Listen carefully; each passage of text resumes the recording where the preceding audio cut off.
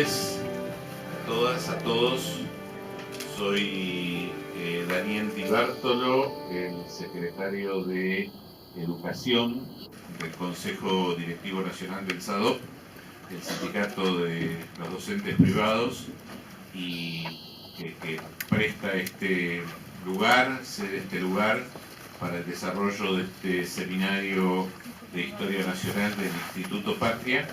Y estas breves palabras son para darles la bienvenida.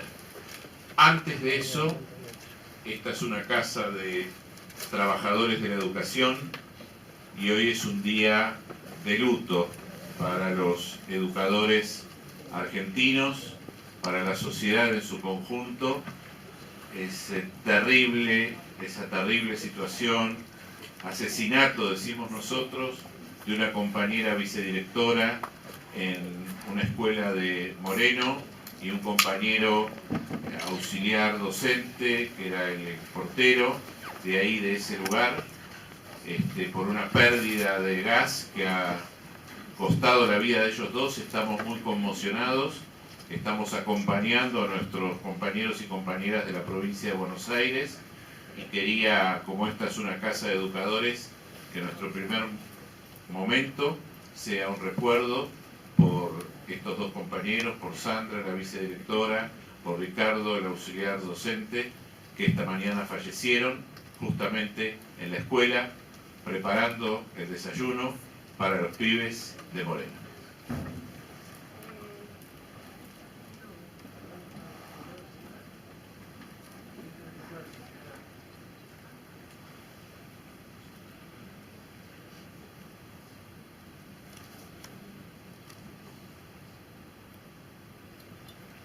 Gracias por su respeto y por su silencio. Lo recordamos en el corazón. Bueno, brevemente nos pidió la coordinadora general de estos cursos, Claudia Bernaza, que diéramos la bienvenida. Para SADOP realmente es una alegría poder abrir su casa para un curso de formación, en este caso de historia. En el primer cuatrimestre hubo cursos sobre relaciones internacionales y sobre deporte, y bueno, ahora viene esta actividad que tiene claramente un significado muy particular. Nosotros somos un sindicato docente, pertenecemos a la Confederación General del Trabajo, pero militamos en el espacio interno denominado Corriente Federal de Trabajadores. La Corriente Federal es un grupo de organizaciones sindicales que tenemos un posicionamiento claro en contra de la política económica y del modelo que está llevando adelante este gobierno, y que pretendemos una reorganización del movimiento obrero argentino, recuperando aquellos programas históricos de La Falda, de Huerta Grande, los 26 puntos de Saúl Ubaldini, de lucha del movimiento sindical. Nosotros creemos en una CGT que enfrenta los modelos económicos y que prioriza los derechos y el bienestar de los trabajadores y de sus familias. Creemos que en este sentido tiene que haber una reorganización del movimiento obrero organizado, cuando la realidad del trabajo es tan distinta en la Argentina. Por eso hoy damos una bienvenida, si se quiere, doble. Primero, a cada uno de ustedes que viene a desarrollar una experiencia de formación y que nos parece muy importante, imprescindible en la Argentina de hoy, formarse, capacitarse, abrir la cabeza a otras propuestas, a otras dimensiones, estudiar, conocer, investigar. Pero en particular una formación en historia.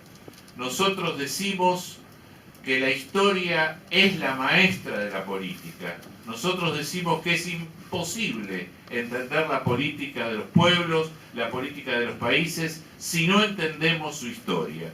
Por eso nuestra organización sindical, a lo largo del tiempo, le ha dedicado esfuerzo, trabajo a la formación de sus dirigentes en el plano histórico, pero también a la extensión a nivel de la escuela, de los docentes, en todo lo que tiene que ver con la formación histórica, que es una formación política siempre situada con el eje en nuestro pueblo y con la proyección en la patria grande latinoamericana. Pero también es una bienvenida a cada uno de ustedes a este curso, les deseamos el mayor de los éxitos en su desarrollo. También es una bienvenida a un gran amigo de nuestra casa, de nuestro hogar, como decimos nosotros, que es el profesor Norberto Galazo, que hoy nos honra con su presencia.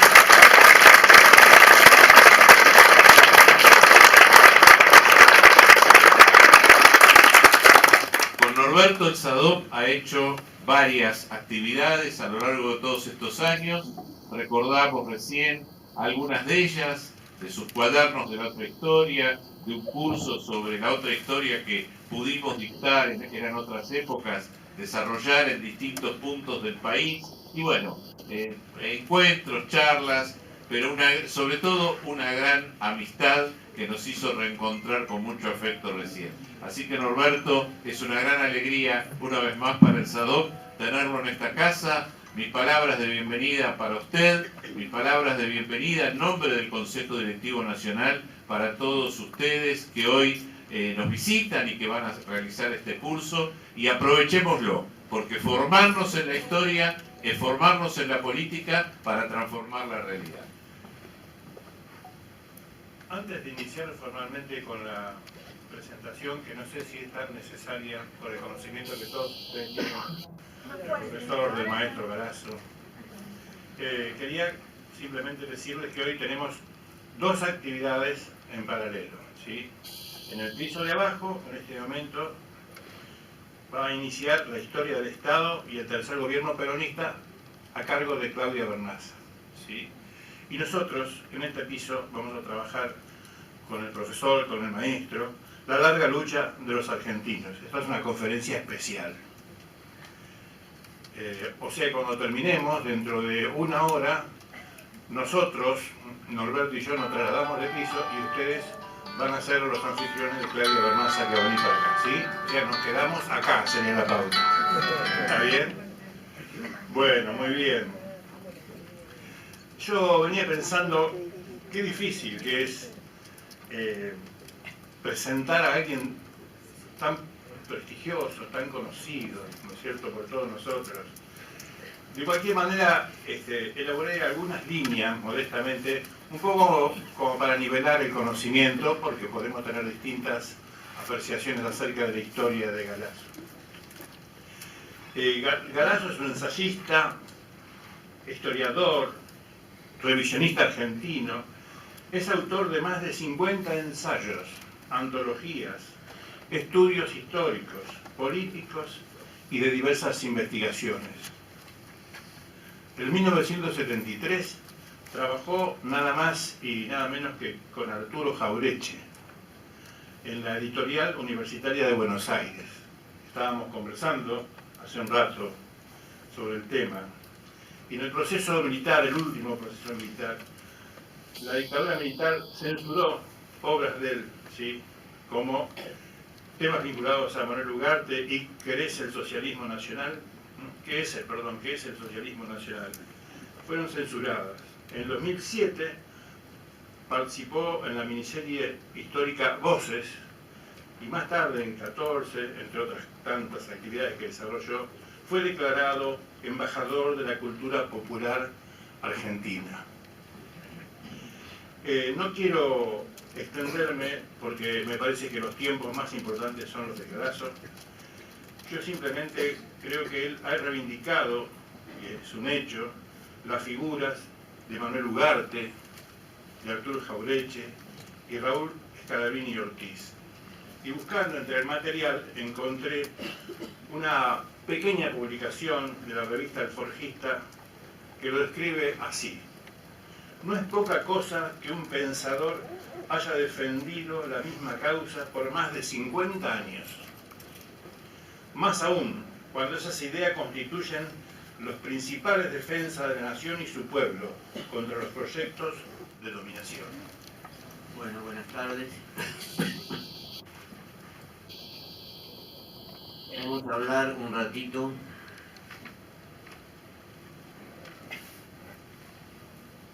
de historia cual significa implícitamente hablar de política. La historia, como ustedes saben, es lo que ocurrió, los hechos del pasado. Pero los hechos del pasado, tomados aisladamente, constituyen lo que se llama crónica. La historia va más allá. Toma los hechos del pasado y la interpretación de por qué determinados hechos se han ido concatenando, cómo es explicable el desarrollo de esos hechos. Esto significa que la historia se sustenta en dos columnas. Lo sucedido, que son datos, testimonios, piezas arqueológicas, todos los elementos que nos permiten saber lo que ocurrió. Bueno, que los académicos, por ser académicos, le ponen nombres difíciles, a esto le dicen la heurística. Y después la interpretación que hace el historiador de la relación entre esos hechos, cómo se interpretan, cómo se valoran, que también, para decirlo en difícil, es la hermenéutica. En la parte de la heurística, como en todas las profesiones y en todas las actividades, siempre hay algunos pícaros. Entonces hay algunos que omiten hechos. Por ejemplo, la batalla de Obligado fue omitida durante mucho tiempo en los colegios. Pero si uno es riguroso, y están los documentos, cuenta exactamente que los hechos se produjeron. En vez, la hermenéutica está necesariamente ligada al enfoque ideológico que el historiador hace. ¿Por qué este hecho produjo este otro hecho? Es decir que, aun cuando nosotros tenemos todos los recaudos en la heurística y todos los hechos sean verificables, la historia tiene una parte que es tendenciosa, que es subjetiva, que depende de el que la está relatando. Si el que la está relatando, por ejemplo, es un argentino que tiene simpatía por bolivianos, paraguayos y chilenos, a lo mejor cuando habla de San Martín lo hará elogiosamente con respecto a su campaña. Y además, cuando deba referirse a la época de los últimos años, hablará con entusiasmo del UNASUR o del CELAC, que fueron intentos de cumplir el sueño de Bolívar y de San Martín, que era hacer, así como en el norte estaba la patria unificada de los Estados Unidos, de México al sur, concretar la formación de la patria grande. Si hay una estrecha vinculación entre la historia y la política. En algunos países como el nuestro esto es aún más fácil que se produzca porque es un país con una fuerte presencia inmigratoria. Dicen que lo ocurrido en el pasado se transmite generalmente de los abuelos a los nietos, porque el padre y la madre, el padre trabaja, la madre también trabaja, si no trabaja atiende a los hermanitos, y hay una vieja figura de la abuela sentada en una mecedora y el nieto escuchando los relatos que ella hacía. Es decir, que hay una tradición oral, una transmisión oral donde nosotros, los mayores, le contamos a los nietos la vida que hemos tenido. Si hubiera sido catamarqueña mi abuela, me hubiera hablado de Felipe Varela. Entonces yo hubiera ido al colegio y cuando la maestra me dijera que Felipe Varela era un facineroso, un bandolero, yo le diría, no, mi abuela dice que era el padre de los pobres. y ahí entraremos en un conflicto. Ese conflicto no se dio porque la tradición oral ha existido en muy pocos casos, existe en las provincias del interior especialmente, pero no en la clase media porteña en especial. Bueno, entonces nos interesa a nosotros principalmente destacar, para poder en esta confusión política que hay, tener elementos para despejar los mitos, las fábulas, las mentiras y tratar de llegar a una convicción, la mayoría de los argentinos, acerca de la Argentina que queremos. Entonces, en este sentido, cuando un maestro o una maestra al frente de grado dice a los alumnos: mañana vamos a hablar de historia argentina, y todavía, a pesar de los cambios, cuenta la historia tal cual fue forjada tradicionalmente en la Argentina desde Mitre en adelante, en realidad comete un grave error, porque la maestra debería decir: mañana vamos a hablar de una de las interpretaciones de la historia argentina, que es la que indica el Ministerio de Educación, la que marcan y destacan los letreritos de las calles, los nombres de las plazas, lo que mencionan generalmente los diarios, la televisión, la radio, salvo algunas excepciones, pero hay otras interpretaciones de la historia que ustedes las pueden encontrar fuera del colegio, en librerías de viejos, por ejemplo, o en libros que no son tomados en cuenta por la Academia de la Historia ni por el Ministerio de Educación. Entonces nos encontramos con que en realidad la política influye para que nosotros tengamos en Argentina 7 interpretaciones de la historia argentina, para decirlo así en general, porque si nos vamos a particularizar en algunos matices, son muchas más, pero son en general 7, podríamos decir. La primera es la historia oficial, o historia escolar, o historia mitrista, que nace con Mitre. Triunfante Mitre en Pavón se constituye presidente de la Nación en 1862 a 68, se constituye en el dueño, poco después, del principal diario, junto con la prensa, que es el diario de la Nación, y se constituye también en el padre de la historia, con la publicación de una biografía de Belgrano en la Independencia Argentina y la publicación de la biografía de San Martín en la Emancipación Sudamericana. Después con arengas, que Mitre suele hacer, algunas de las cuales exalta a Rivadavia como el más grande hombre civil de los argentinos, y en otras execra a Rosas como un tirano maldito y negativo para la Argentina. Y en otras habla sobre la necesidad y la conveniencia del comercio libre, de la libre importación.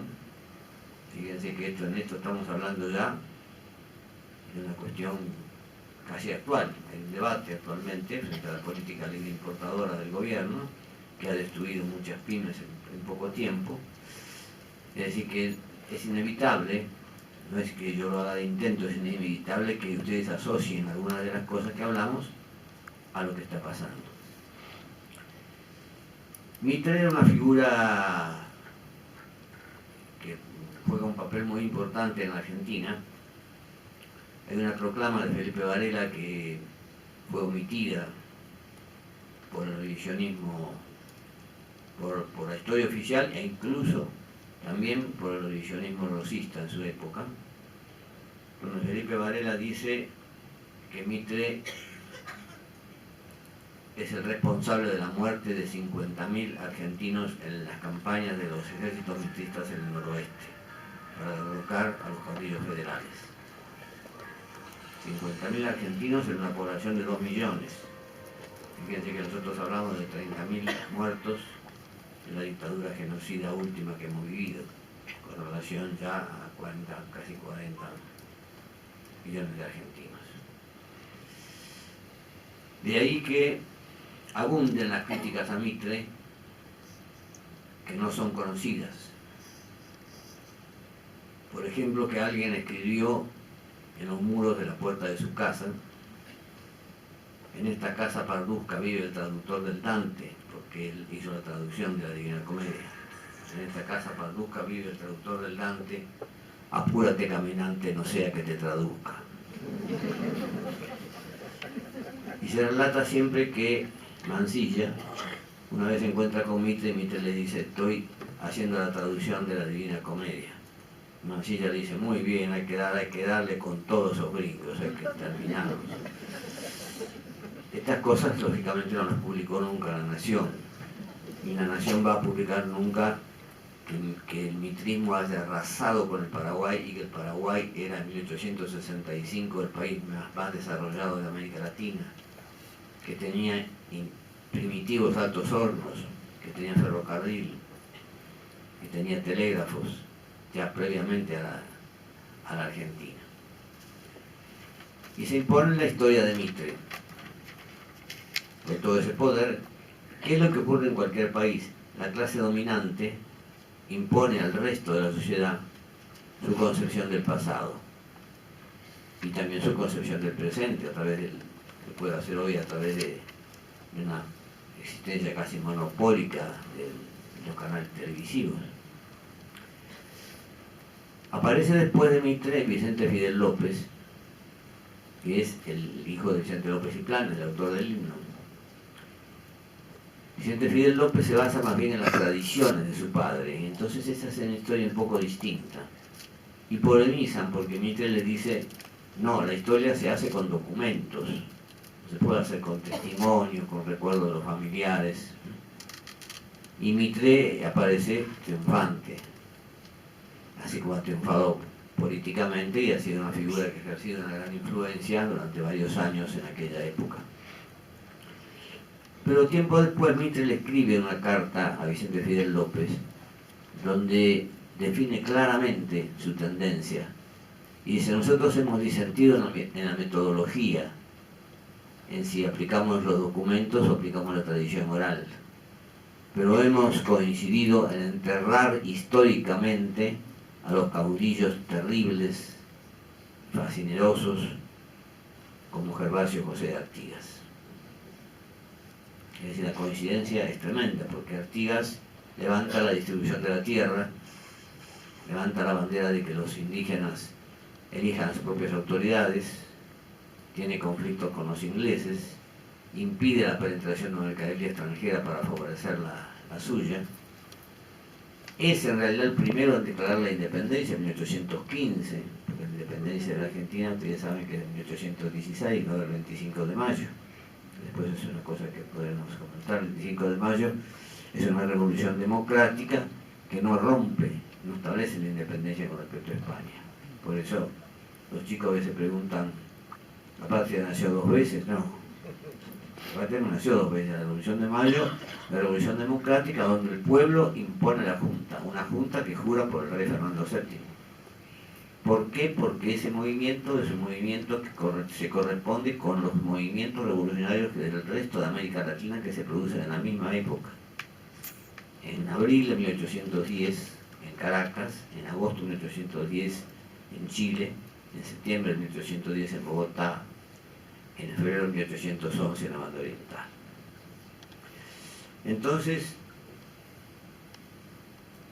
tenemos que Vicente Fidel López escribe 10 tomos y después un manual de historia argentina, y se va gestando la primera corriente historiográfica que comúnmente llamamos historia oficial, porque es la que la clase dominante toma para explicar lo que ha pasado en la Argentina.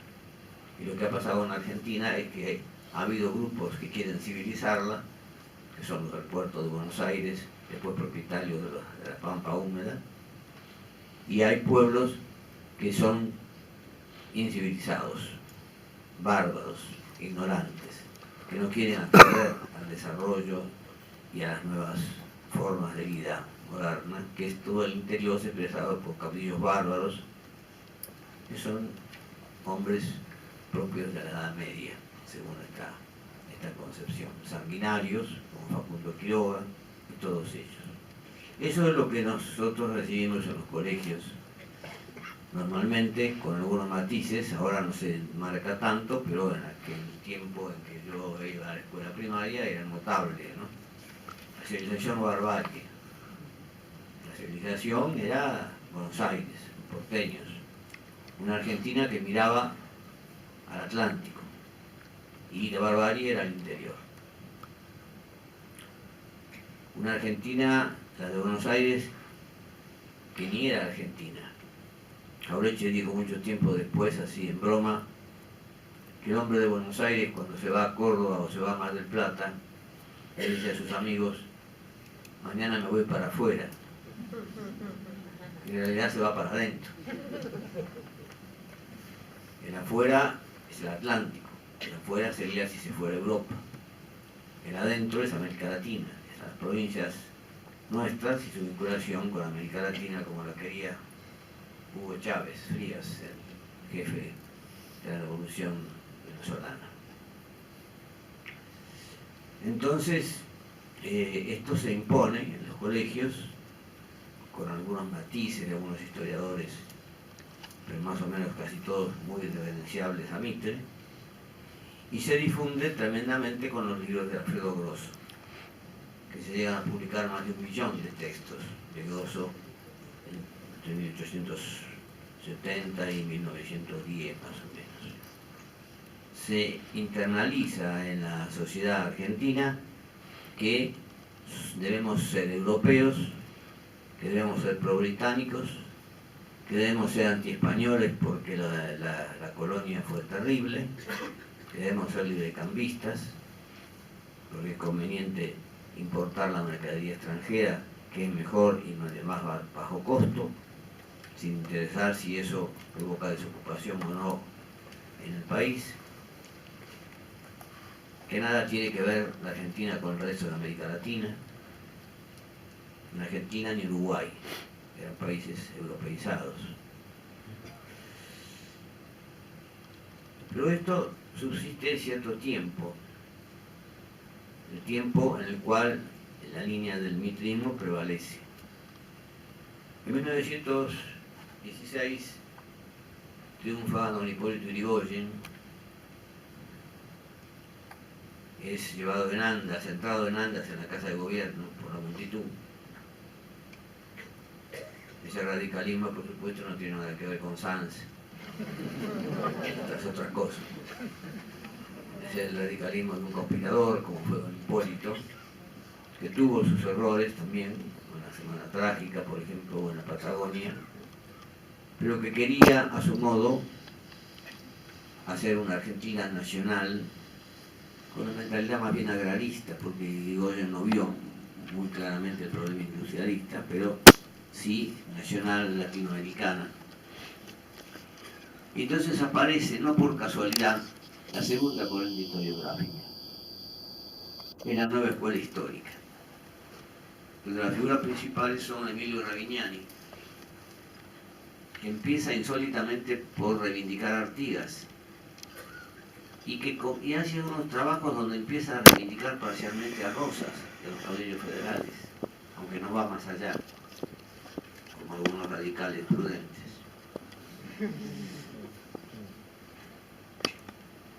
Otro que integra esa nueva escuela histórica es Rómulo Cardia, que se dedica después a la historia de la Iglesia en Argentina.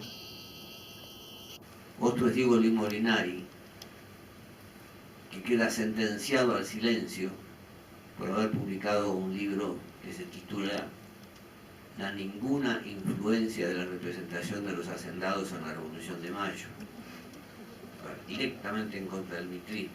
Dice: la Revolución de Mayo no es por el comercio libre, es un movimiento que se hace por los derechos humanos, por las libertades democráticas. A tal punto llega esto.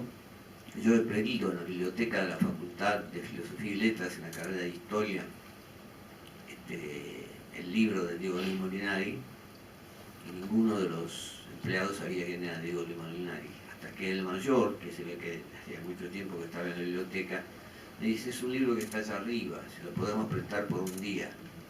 Lo trae, me lo entrega, el libro estaba sin abrir las páginas pegadas.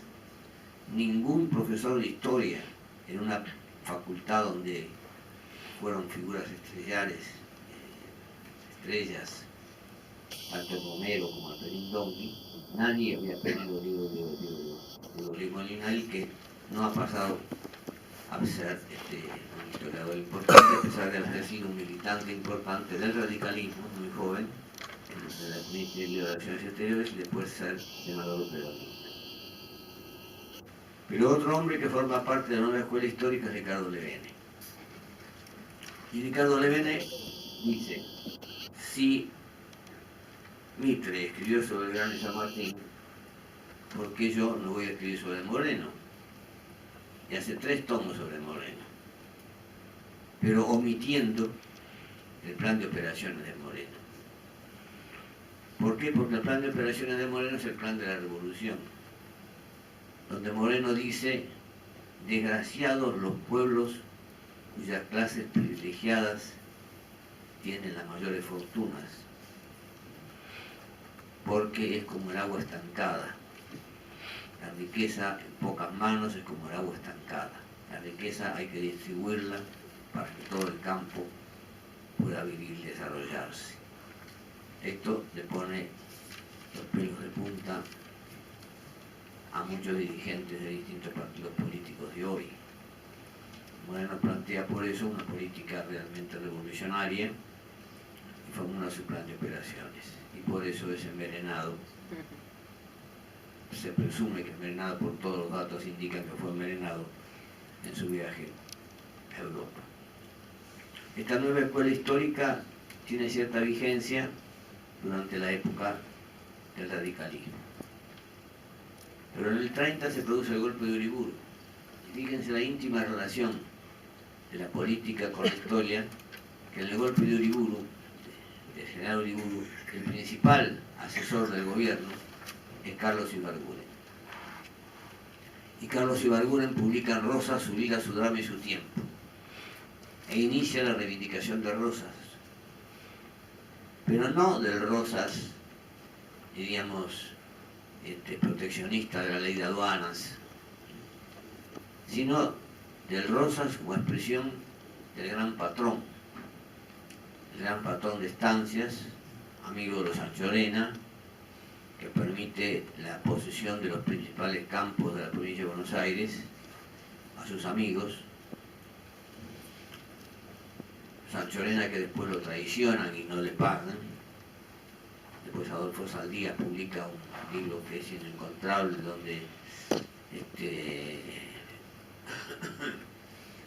donde Rosas trata de asquerosos, que en aquel tiempo, es decir, de los enemigos asquerosos, por ejemplo, una referencia muy común a los hermanos Sanchorena, que no le han pagado a él, que administró sus campos y que muchas veces generalmente goberné según sus indicaciones, dice Rosas. Si hay 2 Rosas, el Rosas de la batalla de Obligado, que lo reivindicamos por supuesto frente a la invasión anglo-francesa, y el Rosas que también está ligado a los principales hombres que van a formar parte de la oligarquía, que casualmente ya han aparecido en la historia argentina. Han aparecido cuando alguien publica las actas del Cabildo Abierto el 22 de mayo de 1810, donde uno se sorprende encontrando a los Martínez de Oz en ese Cabildo Abierto, votando a favor no de la revolución, sino del virrey, de que el virrey siga con una clara lucidez que ha mantenido siempre, al igual que sus aras de Chapamalal, donde están enterrados los principales caballos que han corrido en Argentina. Están los Quintana, no Farmacity, pero los Quintana, formando parte y también votando a favor de Virrey. Están los Ocampo, antepasados de doña Victoria Ocampo, que también están a favor del Virrey. Es decir, cuando nos dijeron alguna vez en el colegio la gente decente hizo la Revolución de Mayo, no. la hizo la gente indecente, la gente que después tendría preso a Rochefort, seguramente. Y entonces aparece la tercera corriente historiográfica, que es el revisionismo rosista de derecha, cuya figura principal es Carlos Ibarburu, que es nombrado que predica además modificar la Constitución y hacer una Constitución igual a la Constitución de Mussolini, y que es el asesor principal que durante un tiempo tiene Uriburu, pero Uriburu fracasa y está nada más que un año y medio en el gobierno. Queda Ibarburu como historiador fundamentalmente. E Ignacio Anzoátegui. Ignacio Anzoátegui, que era un historiador divertido, diríamos. Le gustaba hacer bromas. Pero esas bromas tenían cierta importancia porque venían a sacudir en la base de los monumentos de los próceres. Por ejemplo, decía: ¿qué se podría esperar de Alberdi, que dijo gobernar es poblar y se quedó soltero? ¿Qué se podría esperar de Sarmiento, que trajo al país 3 plagas? Los italianos, los gorriones y las maestras. No sé si hay alguna maestra presente en un sindicato de maestros. Pero esto es lo que decía Anzoátegui. Anzoátegui decía que Olegario Andrade era un hombre que prefería la modernidad infausta, negativa de la Revolución Francesa a la gloriosa Edad Media. Y terminaba diciendo en uno de sus escritos, Anzoátegui: yo soy fascista, y con mucha honra. Entonces, durante la época del 30, de esta corriente va a surgir el revisionismo rosista menos reaccionario, un revisionismo rosista con mejores posiciones, que está expresado especialmente en Julio y la Susta, que publica Juan Manuel de Rosas a través de su correspondencia, que se expresa también después en Manuel Gálvez, muy independiente Gálvez venía de la izquierda, va a ser un hombre muy independiente, va a publicar la biografía de Sarmiento, la biografía de Rosas, la biografía de Irigoyen, donde insólitamente termina elogiando al personaje. Y al mismo tiempo surge, como consecuencia de la resistencia radical, una cuarta corriente historiográfica que está expresada por Forja. Forja, donde Scalabrini Ortiz descubre que la Argentina es una semicolonia inglesa, a través de los estudios de la influencia de los ferrocarriles trazados en abanico hacia el puerto de Buenos Aires, y con el juego de los fletes que impide que la Argentina se industrialice para que pueda seguir comprando manufacturas inglesas y sea simplemente un proveedor de carne y de cereales.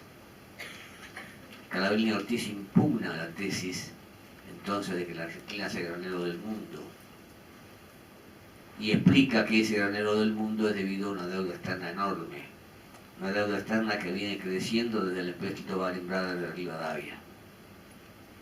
Y critica a Rivadavia, dice: hay 2 rutas de mayo, dice Scalabrini, la de Moreno y la de Rivadavia. Triunfó la de Rivadavia y eso provocó el empréstito Baring Brothers, que es una estafa y un endeudamiento que en la Argentina duró hasta 1903, 1904. Esta sería entonces otra corriente historiográfica. Pero de la corriente rosista va a surgir una interpretación nacionalista, pero más popular, que es la expresada por Pepe Rosa y que está ligada al fenómeno del peronismo.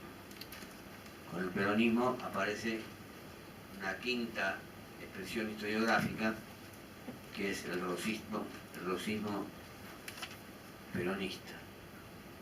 Si bien Pepe Rosa publica como su primer libro la interpretación religiosa de la historia, después avanza publicando su libro sobre el cóndor ciego de Federico Lavalle, avanza publicando la pérdida de la independencia económica, y después publica 10 tomos de historia argentina, que se convirtieron después en 12 o 15 tomos, donde da una versión nacional de la historia, con algunos deslices nacionalistas. Por ejemplo, dice: el pueblo derrocó a Irigoyen en el año 30, cosa que es un error, y con alguna que otra picardía, como por ejemplo evitar las referencias a los caudillos del interior, porque el Chacho Peñalosa y Felipe Varela fueron antirrosistas. Entonces le resulta inexplicable defender a los caudillos federales y al mismo tiempo a Rosas. Pero hay un rosismo muy marcado de parte de José María Rosa, que está ligado a su origen. Era hijo de un hombre que era un hombre del régimen conservador. Y entonces, dentro de esa corriente de rosismo peronista, aparece más hacia la izquierda Fermín Chávez. Fermín Chávez, que no por casualidad inicia su labor historiográfica exaltando a López Jordán, que era un caudillo del litoral, que se levanta contra Urquiza y contra Sarmiento, que después reivindica a la figura del Chacho en un hermoso libro sobre el Chacho, que fue una de las primeras veces que se reivindicó a Miguel Ángel Peñalosa, degollado por los ejércitos mitristas. Después reivindica también a Felipe Varela, a Francisco Fernández, que es una figura importante que ha quedado en el olvido. Después hace una biografía de Evita y otra de Perón. Y después llegan sus últimos años, a pesar de su origen religioso, porque estuvo a punto de fue seminarista, estuvo a punto de ser sacerdote. Fermín Chávez, con un tipo honesto y lúcido, escribe un libro donde hace una reivindicación bastante importante de Che Guevara. Esto es lo que va a influir generalmente sobre las nuevas generaciones, esta quinta corriente historiográfica, que es el rosismo peronista. Pero como ustedes saben, Perón es derrocado en 1955 y esto provoca una vuelta del liberalismo mitrista, una vuelta de la concepción antinacional, un elogio a todo lo que significaba la década infame, a todo lo que significaba Inglaterra, Estados Unidos. Un almirante de los que interviene en la revolución del 55, mal llamada revolución, se encuentra con dos gremialistas que fueron citados por Lonardi, que a pesar de intervenir en ese golpe, era un hombre con cierta amplitud, y les dice: tengan la certeza de que este golpe de septiembre del 55 se hizo para que el hijo de basurero siga siendo basurero, en estos términos de tremenda injusticia social. Y entonces aparece José Luis Romero, que era un socialista, un hombre honesto, un historiador serio, nacido en la Argentina, pero que era por sobre todo un historiador europeo. Su especialización era la Edad Media, y su gran... Y Romero casi no escribe sobre historia argentina. Lo poco que escribe lo hace de dos formas. Una, elogiando a Mitre, lo que era importante para mantener su situación de figura respetable en la Argentina, y otra donde empieza a tener una visión distinta, latinoamericanista, y empieza a poner en cuestionamiento la historia oficial. Dice Romero: en realidad se le estaría completa la cosa si del interior surgiese otro Mitre que contase la historia desde la perspectiva, con el enfoque del interior, que ha sido hundido en el mayor desastre por la política oligárquica de Buenos Aires.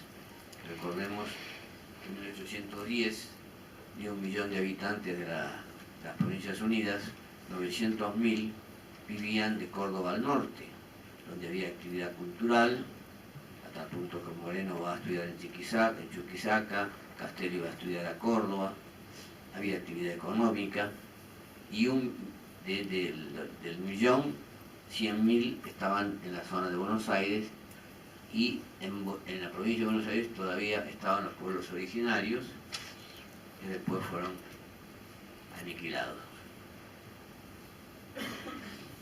Entonces, lo que va a resultar como consecuencia del golpe del 55 es que aparece en Francia la Escuela de los Anales, y Romero, que concurría habitualmente a los congresos internacionales,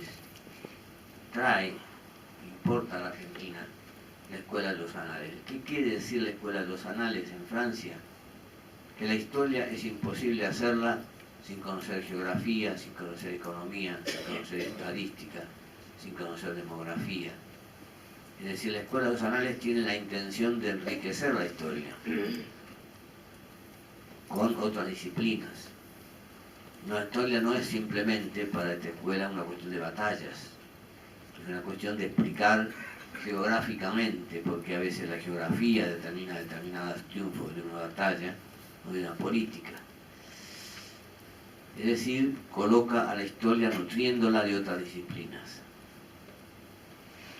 Esto lo aporta Fernand Braudel, Marc Bloch, otros historiadores, incluso con algunos elementos de marxismo. Y Romero es nombrado interventor de la Universidad de Buenos Aires por el gobierno de Aramburu. Y Romero lo que hace es introducir la carrera de sociología, e introducir la carrera de economía, que no existían como carreras independientes. Y Alperín Dongui aparece en la Universidad del Litoral, también como rector de la Universidad del Litoral.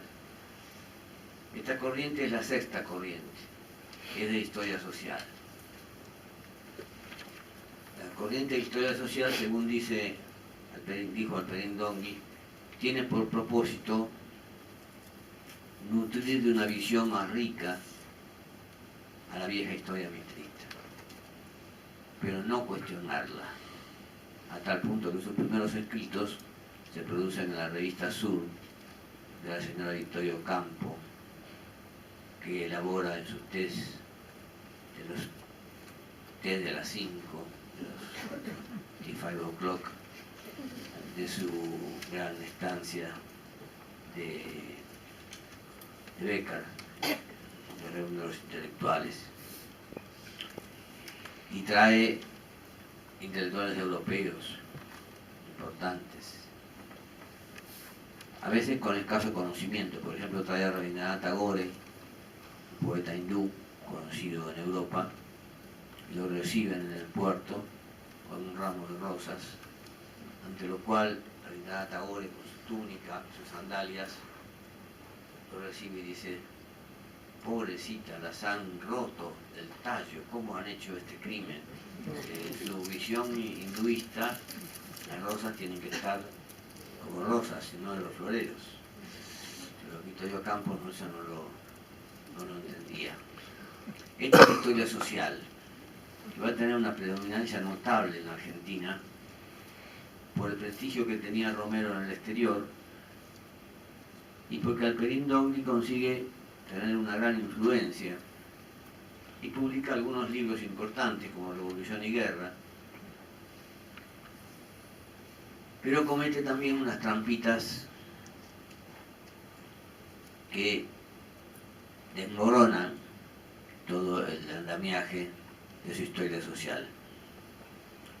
Publica el libro La democracia de masas, hace unos años de esto. Yo lo leí, muchos lo leyeron por supuesto, no creo que ponerme adelante, pero se me ocurrió escribir un artículo sobre ese libro. En ese libro se omite el 14 de abril de 1953, los opositores a Perón pusieron 7 bombas en la Plaza de Mayo, en medio de una concentración, provocando 7 muertos militantes. Lo omite, no le da importancia. Y después, peor todavía, cuando se produce el bombardeo del 16 de junio del 55, Alperín Dongui en su libro La democracia de masas dice simplemente: fue ametrallado el centro porteño. no dice que murieron casi 400 personas como consecuencia de ese ataque bárbaro. Por supuesto, Alpedindongui no contestó eso. Yo, como soy tesudo, lo publiqué en un libro, lo publiqué en artículos,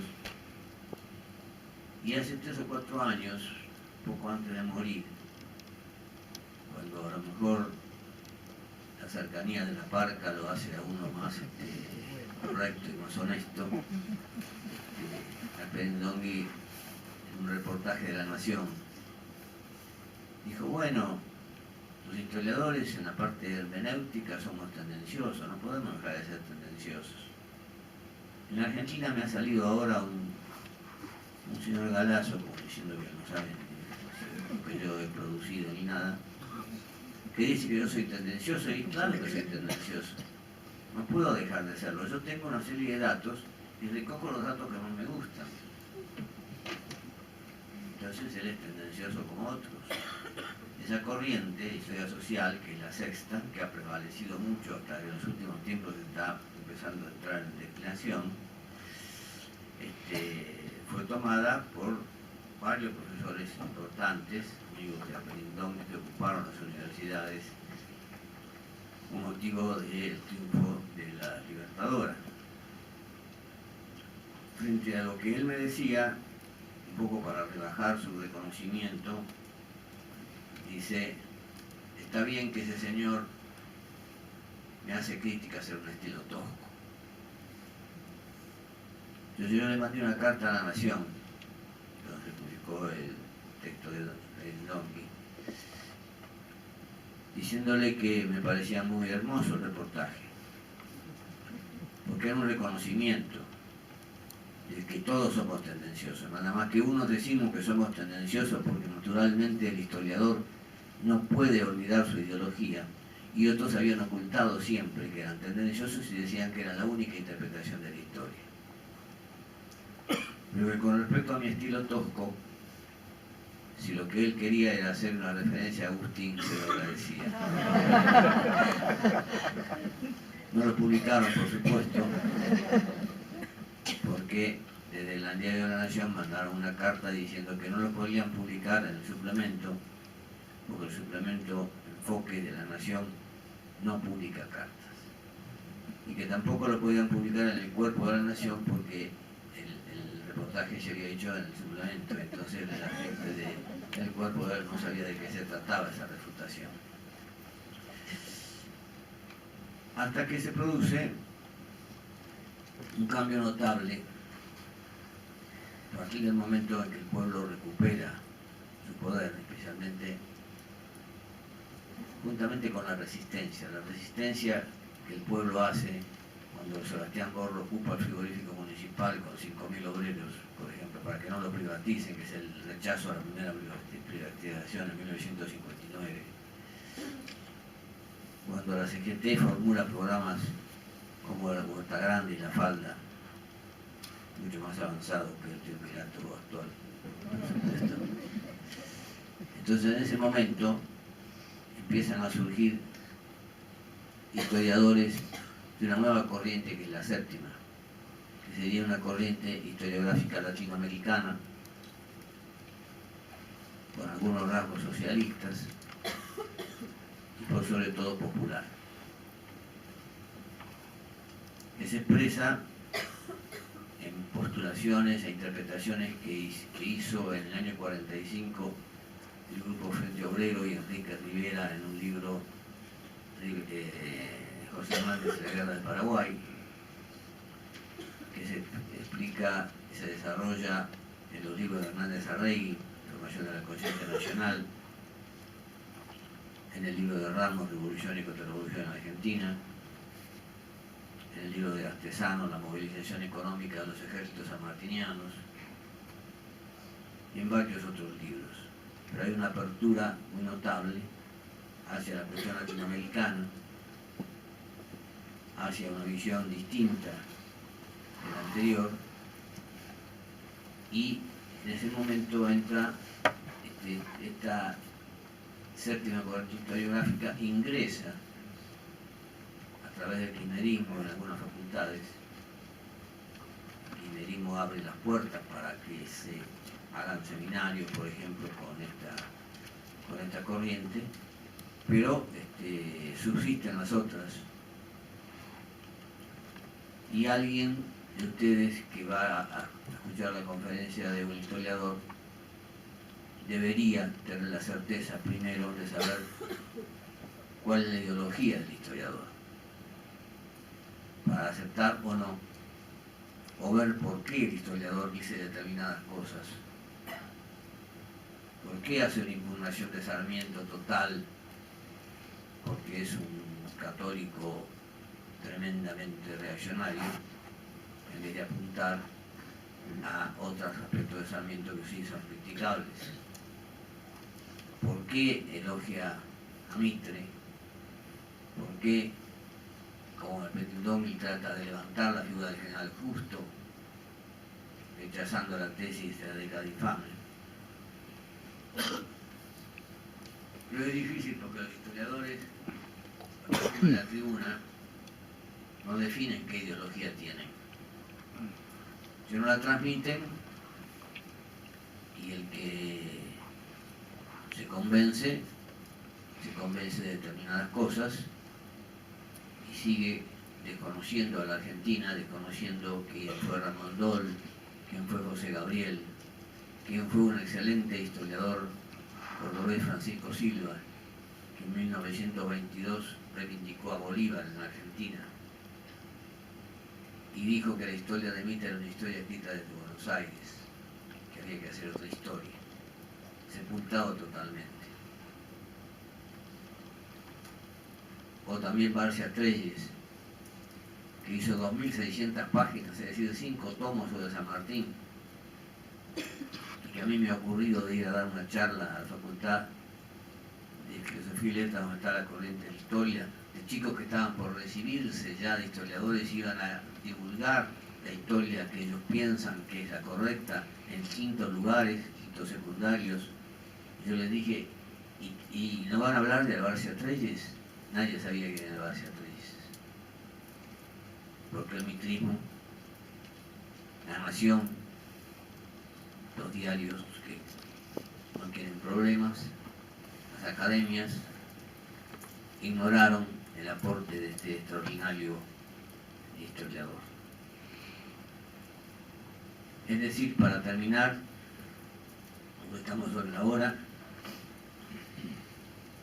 que no hay historia neutra, que la historia está cargada de una versión ideológica y que cuando uno llega a un libro de historia o llega a escuchar a un historiador en una reunión, debe saber que su interpretación histórica está ligada a su posición ideológica, que muchos ocultan,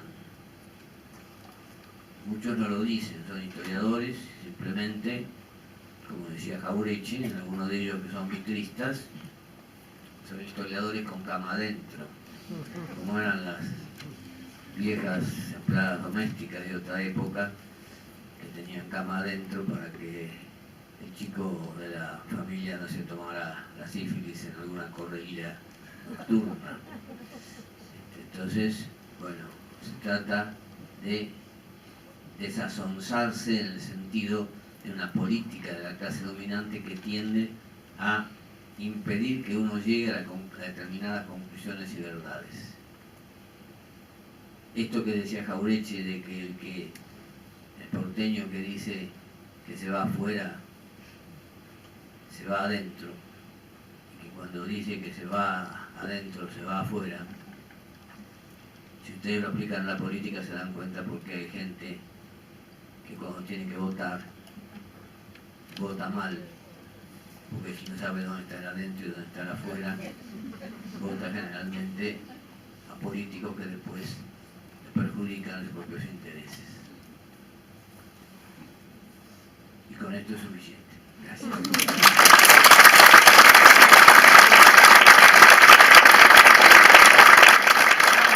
A disposición de ustedes aquí en la entrada, a pesar de que le hemos recomendado licenciado Quirú, quiero que sepan que está ahí, y si no, va a estar también en el otro piso para cuando termine más adelante la conferencia que ahora vamos a dar.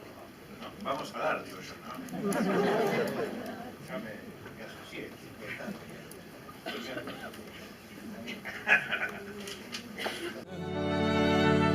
La memoria estalla hasta vencer a los pueblos que la aplastan y que no la dejan ser.